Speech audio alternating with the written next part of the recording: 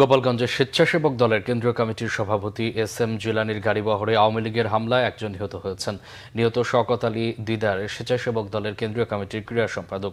এ ঘটনায় সাংবাদিক সহ আহত হয়েছেন অন্তত 50 জন। এ সময় 10টি গাড়িতে ভাঙচুর করা হয়। প্রত্যক্ষদর্শীরা জানান, শুক্রবার বিকেলে সদর উপজেলা ঘোনাপাড়া মোড়ে এই হামলা হয়। জেলা বিএনপির আহ্বায়ক শরীফ রফিকুজ্জামান জানিয়েছেন, ঘোনাপাড়ায় আওয়ামী লীগ ও সহযোগী সংগঠনের কয়েকশো নেতাকর্মী মাইকিং করে অতর্কিতে দেশি শস্ত্রশস্ত্র নিয়ে বিএনপি নেতাকর্মীদের গাড়িবহরে হামলা চালিয়েছে। আহত এস.এম. জিলানী ও তার স্ত্রী গোপালগঞ্জ জেলা মহিলা দলের সভাপতি রওশনারা রত্নাসহ অন্য নেতাকর্মীদের হাসপাতালে চিকিৎসা দেওয়া হচ্ছে। এদিকে ভৈরবে মৌটুমি গ্রামে দুই গ্রুপের সংঘর্ষে ইকবাল নামে একজন নিহত ও অর্ধশতাধিক আহত হয়েছে। জুম্মার নামাজের পর গ্রামের কর্তাবাড়ি বংশ এবং সরকার বাড়ি বংশের মধ্যে পূর্ব শত্রুতার জেরে সংঘর্ষ শুরু হয়।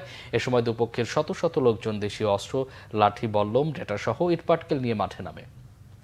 কর্তাবাড়ির নেতৃত্ব দেয় সাবেক ইউপি চেয়ারম্যান তোফাজ্জল হক এবং সরকার বাড়ির নেতৃত্ব দেয় বর্তমান সাদেকপুর ইউনিয়নের চেয়ারম্যান মোহাম্মদ শাফায়েতুল্লাহ।